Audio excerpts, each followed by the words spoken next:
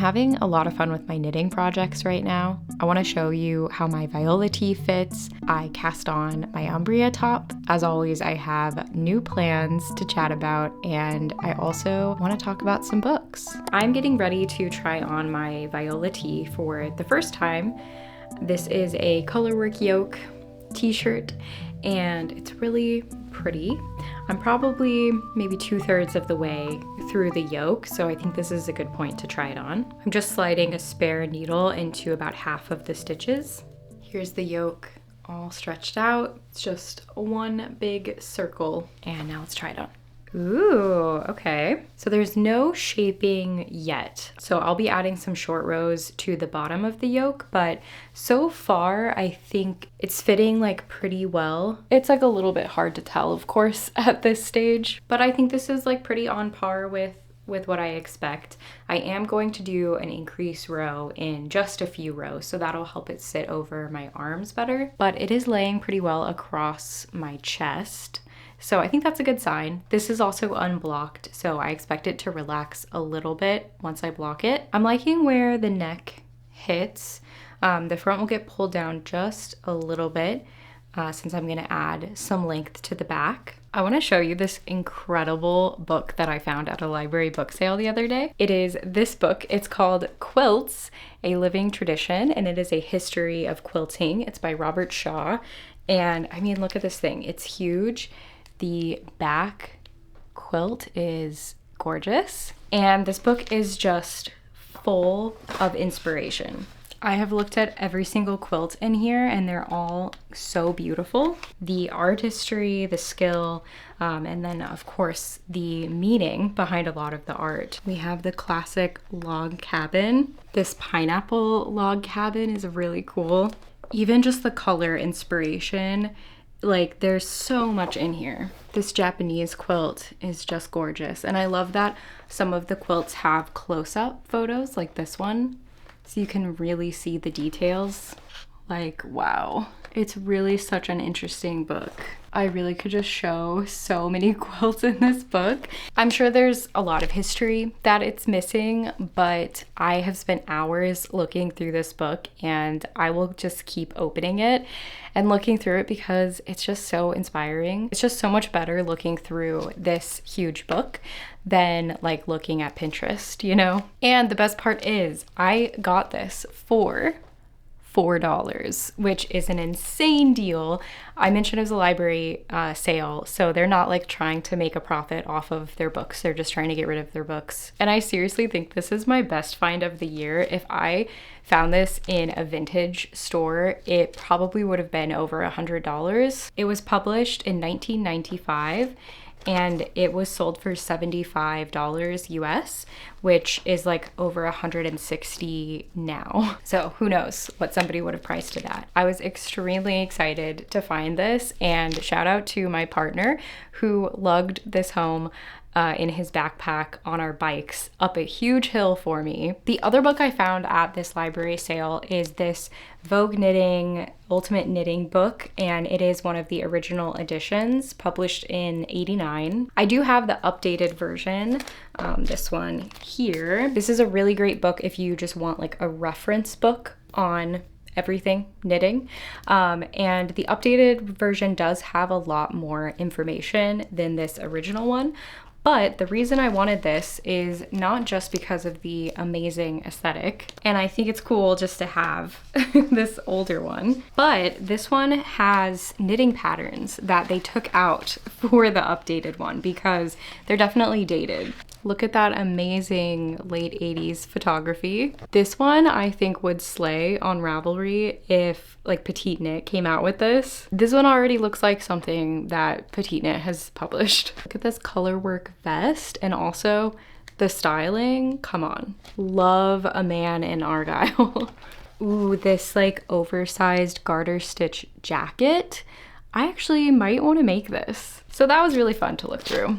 and I'm really glad that I own this book now. I just love old books. I'm working on my current spinning project, which should be a video before this one. I just finished the first bobbin the other day, which was an exciting milestone, and I'm actually really close to finishing the second one. I've been very focused on this project. I'm already thinking about my next spinning project, of course. I just went to my local yarn store for LYS Day and I picked up some more fiber, just one braid, but it's really pretty. These are the colors, and this feels definitely more autumnal, so I'm not going to start that immediately. It'll probably be several months until I'm actually working with it, but I also picked up these colors of Fiber Space Cumulus, and I actually picked the yarn out before I picked the braid out, and then I realized that I definitely should make some sort of project with this.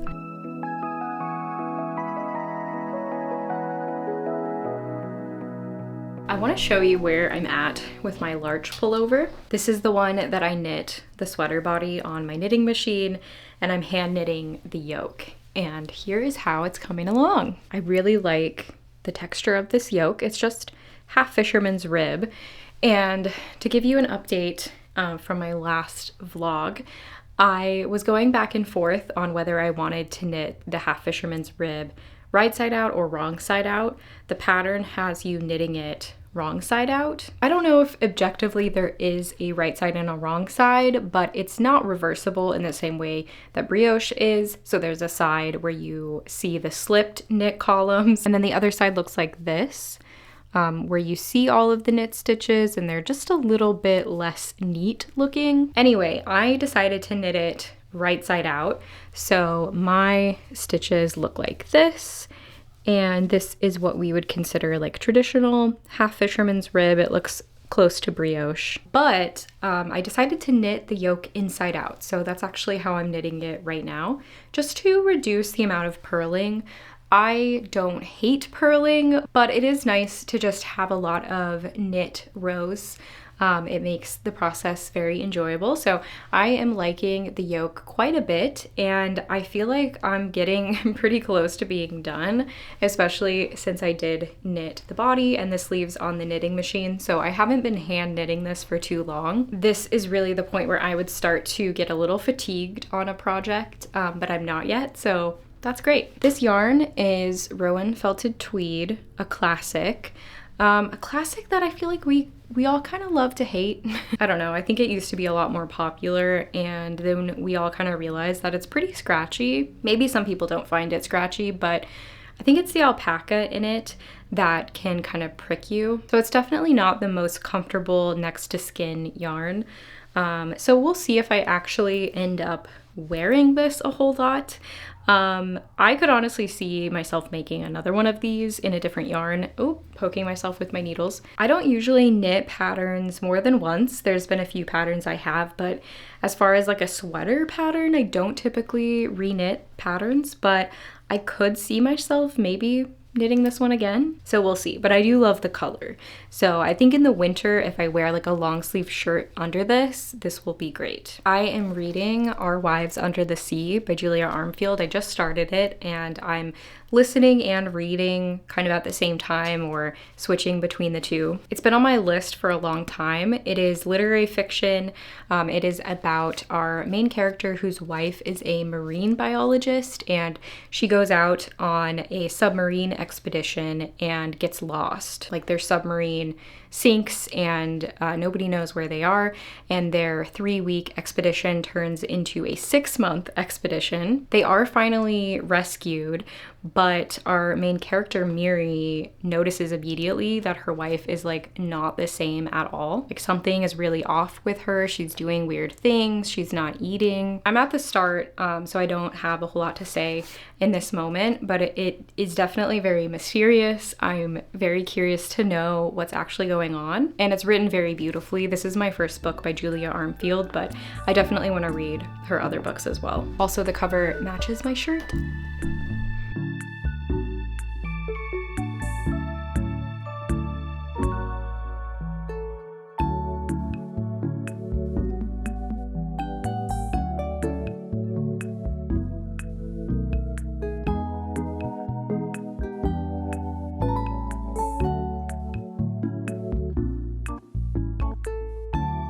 It's such a mess behind me. I've been making fiber bats this week. I finally cast on my Umbria summer top by Cookie the Knitter.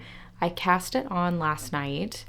I had been waiting to start this because I had to make several key decisions before I got started, and I just haven't had a chunk of time to sit with it and figure those things out. So last night I spent an hour checking my gauge, doing some math with the pattern, and looking at other people's projects, doing some research into a couple of the mods that I'm going to make. So I will definitely walk you through all of those things as I come to them, but I just needed time to really think about those things. And I've been so focused on spinning recently that I just haven't had that. So I finally sat down, I figured it out, cast it on. I'm using Knitting for Olive Cotton Merino in this lovely blueberry ice cream color. And I am going to stripe this. Here's my swatch. Very excited about the stripes. But the way you start this top is with short rows, so I didn't want to stripe the short rows. I just finished the shaping though, and I will be adding the stripes in now. So this is the back neck, so it'll sit like this, and I don't think it will be too noticeable if I just start the stripes now, but this is definitely a wider section than I expected it to be. So hopefully it doesn't look too weird that the back neck doesn't have it doesn't start with the stripes. Regardless, I think this will look much better than if I tried to stripe it in the short rows. So this was kind of my only solution. If you know of a better way to do stripes with short rows that increase in length and not have that look weird, I definitely would like to know. But just based on my research, I couldn't find a good way to do that without modifying the short row shaping, and I just didn't want to go through the hassle of changing this shaping too much. Anyway, I'm liking the stitch pattern so far. I'm just doing raglan increases. The two main things that I have decided to modify that affect the way that you cast on is I'm going to do an applied button band. So I'm going to do that after I finish the cardigan, and then I'm also going to pick up for the neckband and finish that after. The way that it's written into the pattern is that it's all integrated, so you work the button band and the neck ribbing all at the same time. With the button band, I want it to have more structure, so I want it to be at a tighter gauge, and I think I'm going to try a double knit button band. I could knit that at the same time as I knit the body, but I would be using different needles for the button band, and I just don't really want to bother with that. So I think just applying it afterwards is going to be easier. And then with the neckband, similar thing. I just want a little bit more structure at the top. Since this is a primarily cotton yarn, it's 70% cotton, 30% merino. I don't want it to stretch out over time, and this will give me the option to make any fit modifications once I finish this top and I can try it on.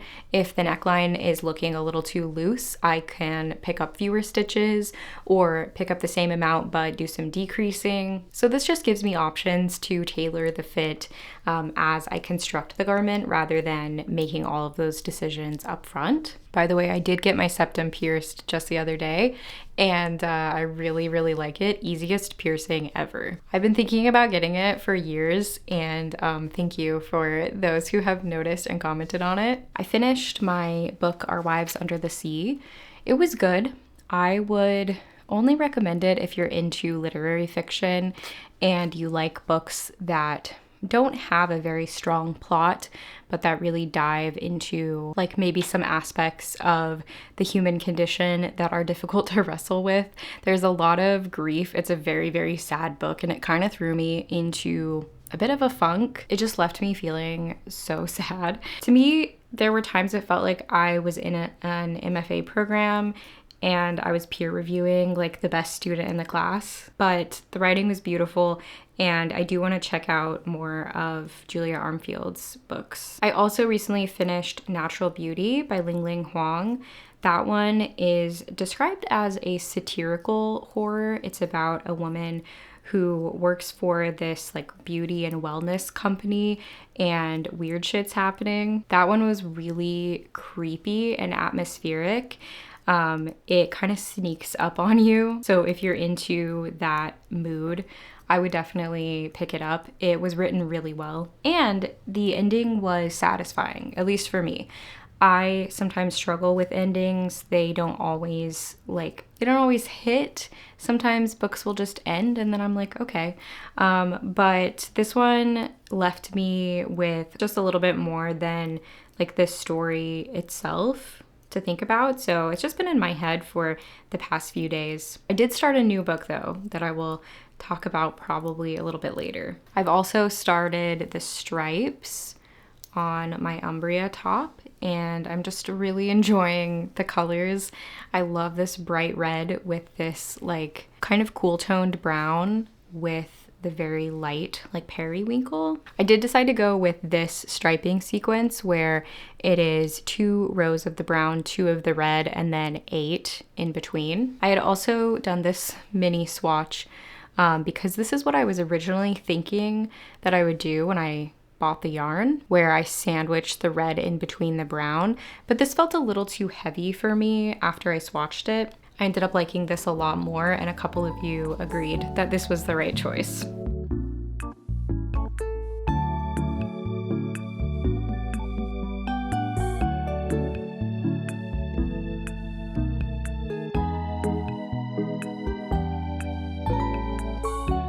Okay, my hair is crazy right now because I just got back from a bike ride, but I have 2 things I want to show you. I finished my yoke and I'm gonna block it. I finished the short rows on the back.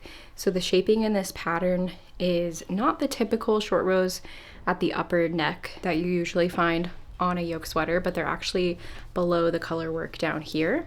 So that is all done, and now I'm going to block it, and you'll be able to see it a little bit better because it's very scrunched on the needles, but I think it's really, really nice. And I'm excited to see what my color work looks like blocked because it looks pretty okay unblocked, but I did use a superwash yarn and also a mixed cotton yarn, so I think it'll look better once it's blocked. The second thing is that I got some yarn. It is from La Mercerie, one of my favorite yarn stores. The reason I bought this is that I've been looking for some yarn for my Rockmore cardigan. It's a crochet cardigan that I want to make this spring, probably into the summer at this point. But I've been brainstorming different yarns to use because crochet is a little bit more of a dense fabric, which I'm not super used to since I mostly knit garments. So I really wanted to like find the right yarn for this project. And La Mercerie was doing a sale recently, 30% off, which is like really good because they're clearing out some of their bases to get some new ones in. So I picked up their Ampersand Fibers Jenson DK, and the color is really, really good. This is in the color Vermilion 2, and it's like this gorgeous rust, deep orange color. And ooh, it feels really nice. This is 100% Corriedale, which I love. I mean, it's just so soft and also pretty lofty, and like it's soft, but it has just a little bit of a tooth to it. Corriedale, I think it's a merino and a Lincoln cross, right? So it's got the softness of the merino, but the durability of a Lincoln. It's just one of my favorite fibers. So this is a DK weight. The cardigan I plan to crochet is a worsted weight, but I think it's going to work for me to just use a larger hook size to get the gauge so that my fabric is a little bit less dense. But I think this is such a nice color, and it is all from the same batch, so love that.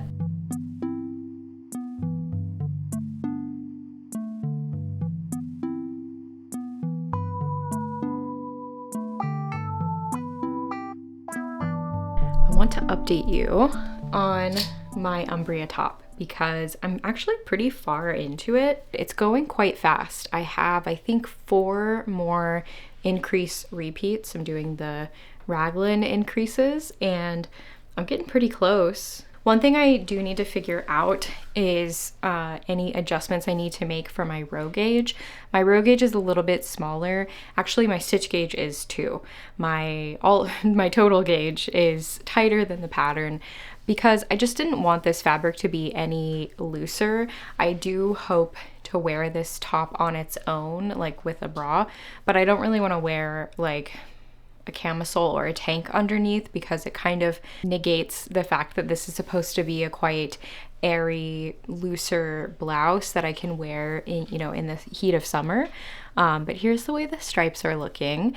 And I think I will just need to maybe add some length to the yoke once I finish the increases, but I need to take a look at the pattern to see how long I'm supposed to knit after I finish the increases, because if it's a length, then I'm fine. I can just knit to that length.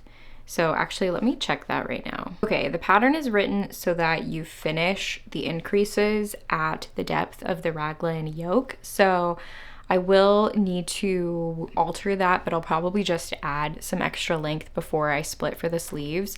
I don't see a schematic in the pattern, which is one of my pet peeves, but I will be able to figure out what the yoke depth is supposed to be by taking all of the rows for my size and dividing that by the row gauge of the pattern. So I'll just try to kind of match that and also compare it to some other raglans that I've knit to figure out a depth. At this point, I'm changing this pattern so much that I don't really need to be working from a pattern, but as a person online sharing my knitting, it's really nice to be able to tell people what pattern I knit, because it's a pretty disappointing response to be told that I came up with it on my own and there's no pattern. So even though I do tend to make a lot of pretty big modifications, I like to start from patterns the majority of the time. One, because I find it pretty difficult to actually design garments. The technical parts of figuring out how to solution something, that's the fun part for me, but the aesthetics part is a little bit harder for me. So I like to start with a base and then I can kind of take that and do what I want with it. Yeah, that is like why I like to work from patterns. I guess it's two reasons, but that's why. Anyway, I really like how this is coming along so far. I love the stripes, and as always, stripes make the knitting experience a little bit more fun because I just want to get to the next stripe sequence. And I am weaving in my ends as I go, at least most of them. I can't weave all of them in, but if you see here, these ends here have been woven in. I'll just snip them. I might go back and like weave them back in this way for a few stitches depending on how secure I feel those are, and then there's a few ends that I'll just weave in at the end. But the method that I like to use is the one where every other stitch you catch your yarn tail as if you were catching a float. So you just knit a stitch and then you catch your yarn tail and then you knit a stitch and you repeat that. It kind of like locks the tail in for every other stitch. So I like that method quite a bit. I use it a lot.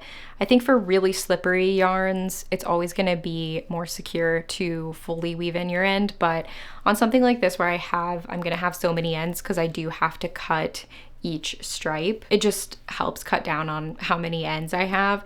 I am carrying my main color, so up these 8 rows here, I am just carrying that. Let me find my edge. It's kind of hard to see actually. So it's going to be fully hidden once I pick up the button band, but you can see there the main color end that I just carry up across the stripes, and I just try to keep that tension, not too tight, not too loose. I'm definitely having a lot of fun with this one. I would say this is probably the thing I'm most excited to be working on right now. I do want to cast on a new project soon, not because I need another project right now, but because I'm just too excited to wait to work with my hand spun and cast on my jaunty shawl. So this is the skein that I just finished, and I definitely want to cast this on soon. So I think in the next vlog you will see that. Here is the blocked yoke of my Viola tee. Should we do a try on? Wow, I am so happy with this. I think it'll stretch a little bit, but it is feeling just a smidge tight at the moment. It's so hard to tell though, because once you have more fabric across like the arms, I feel like it loosens up a little bit. It definitely changes the way that it feels. So I think I'm just gonna proceed since I've gotten to this stage. And if I need to, I can kind of stretch it a little bit as I block it. I don't think my floats are like too tight. I always try to be very loose with my floats, and I knit the color work inside out to help with that. But I'm just curious what size I cast on because I can't remember. Okay, I cast on the size 3, which is the medium, which is a 43-inch bust. That should be plenty of positive ease for me. So I'm not too worried. Like I said, I think once I get the body and the sleeves separated and I add a little bit more fabric, it'll become more apparent just like how much ease there is. Because right now, if I pull this in, it's too tight, but that's not how the sleeves will fit because you cast on quite a few stitches for the underarms. So I think if it's like that, that seems like a fairly average size sleeve. So I'm not gonna worry yet, but I think the color work is looking really good. I'm really happy with the colors that I chose. And also when I blocked it, I kept the water pretty warm. I didn't want to risk blocking it in hot water, but I also don't always want to wash this in cold water. So I wanted to see what would happen in warm water. I blocked my swatch and everything was fine with that, but you never know, especially because this orange is hand-dyed yarn, so you just never know. But everything turned out fine. There was no bleeding whatsoever, and especially with the black being mostly cotton, I really didn't think that the yarn was going to bleed. I love this yarn, by the way. I don't think I've said it in this vlog, but this is the BC Garn Bio Balance. It is 55% wool and 45% cotton, and it's very nice. It actually feels a little less soft, I would say, than the Knitting for Olive Cotton Merino, but it could just be the merino, it could be a different type of cotton. I don't know what wool is in this, so it's like not too surprising. This one is for sure softer, but I'm very curious to know how they both wear, like what the pilling is like, and if this one softens up a little bit, although I wouldn't say that this is like not soft. The book that I started is Ninth House by Leigh Bardugo. It is a like dark fantasy with dark academia and secret societies. There is magic in this world, and one of the main characters can see ghosts, like she can see dead people, and she is recruited by this organization that is responsible for like overseeing all the other magical societies and like making sure they're not doing anything wrong. And they are investigating a murder. The book is set at Yale, and just off campus there was a murder, and so our main character is investigating it, but the other main character, who's also involved with this organization, goes missing, and I'm not really sure what's up with that yet. I'm only on chapter 5, so I'm about 20% of the way through, and so far we are kind of jumping timelines. There's 2 different perspectives, and right at the start there's like a time jump that's kind of unexplained that will probably make more sense as I read it, so I am definitely intrigued. I'll have to share my thoughts on Ninth House in my next video because I'm really liking it so far. If you are reading a book or finished one that you liked recently, let me know. Thank you for watching. As always, I will be back soon with another knitting vlog.